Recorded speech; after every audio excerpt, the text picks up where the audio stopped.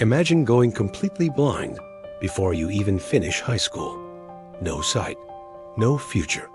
At least, that's what the world tells you. Now imagine, from that darkness, you write songs that make people feel things they can't even describe. Songs that play at parties, at funerals, in bedrooms, in cars, at 2 in the morning. Songs that outlive you. That's not a fairy tale.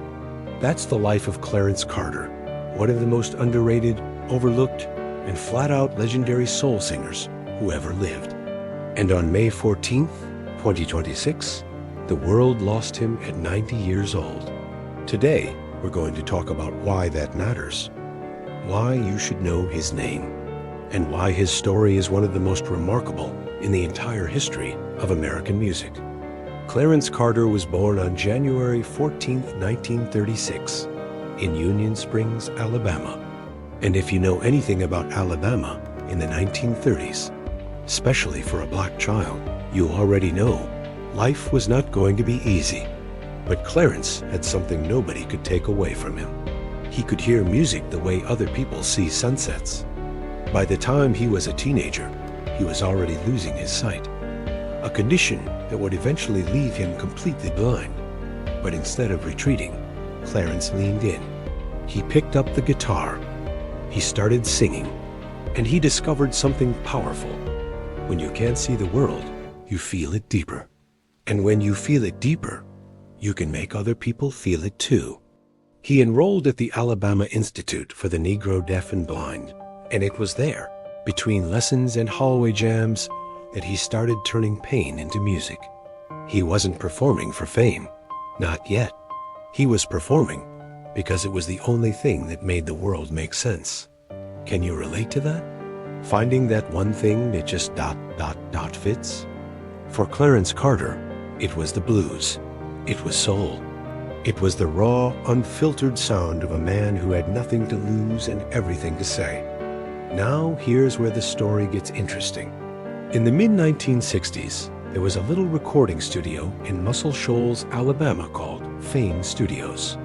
And if you know your music history, you know that Fame wasn't just a studio. It was a sound factory. Aretha Franklin recorded there, Wilson Pickett, Etta James. And one day, a blind kid from Union Springs walked through that door. Rick Hall, the legendary founder of Fame, heard Clarence Carter sing and immediately knew, this man is special. Clarence signed with Atlantic Records in 1968, and within months, he had his first major hit, Slip Away. That song hit the top 10 on the Billboard Hot 100. For a black soul singer from rural Alabama in 1968, that was enormous. But Clarence wasn't done. He followed it up with Too Weak to Fight, another smash. Then Patches in 1970. Oh, Patches.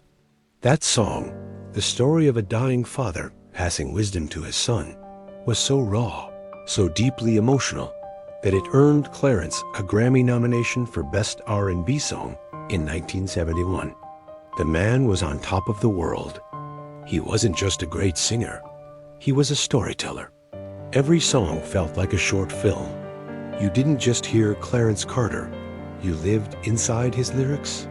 Now, no story about Clarence Carter is complete without talking about Candy Staton. Candy Staton, if you don't know her, is a soul legend in her own right. Young Hearts Run Free, Stand By Your Man, a voice like liquid fire. And for a time, she and Clarence Carter were married.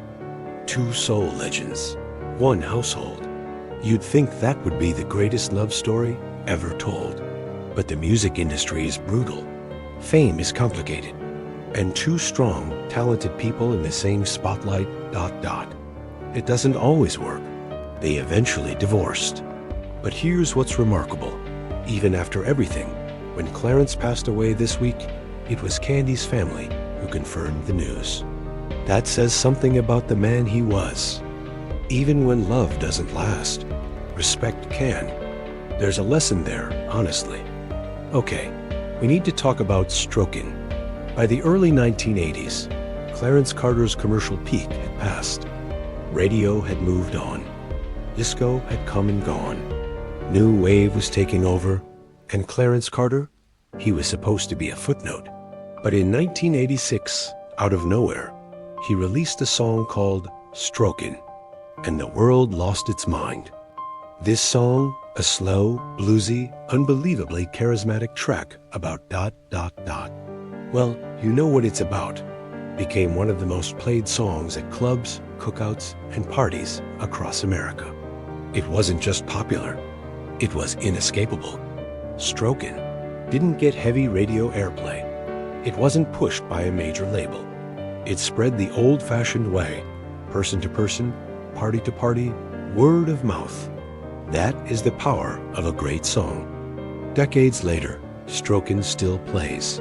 At football games, at tailgates, at weddings. Yes, weddings. It has been sampled, referenced, and covered more times than anyone can count. Clarence Carter was 50 years old when that song came out. 50. He had already been written off, already been forgotten by the mainstream, and he came back and made one of the most beloved party songs in American history. So what do we take from all of this? Clarence Carter was blind his entire adult life. He came from nothing. He was never the most famous name in soul music, never quite reached the heights of Otis Redding or Al Green in terms of cultural conversation. But here's the thing about legacy. It's not always about who's the loudest in the room. Sometimes legacy is about longevity, about authenticity, about making music so real and so human that it refuses to die, no matter how many decades pass. Slip Away still hits. Patches still makes people cry. And Strokin? That song will be playing at parties in 2050. Trust me. Clarence Carter spent 90 years on this earth, more than 60 of them making music, blind, from Alabama, during some of the most turbulent chapters in American history. And he never stopped. He never gave up. He never let the darkness, literal or metaphorical, silence him. There's something almost poetic about a blind man who spent his entire life helping the world see joy, see pain, see love, see itself through the power of a song. Clarence Carter didn't need eyes. He had a voice, and that was enough. Rest in peace, Clarence Carter, 90 years old. Gone, but absolutely not forgotten. If this video meant something to you, if you learned something, felt something, hit that like button. Share this with someone who loves real music, real stories, real people. And if you're new here, subscribe, because we do this all the time. We find the people history almost forgot, and we make sure they're remembered. Drop in the comments, what's your favorite Clarence Carter song? Whether it's Patches, Slip Away, or, let's be honest, Strokin'.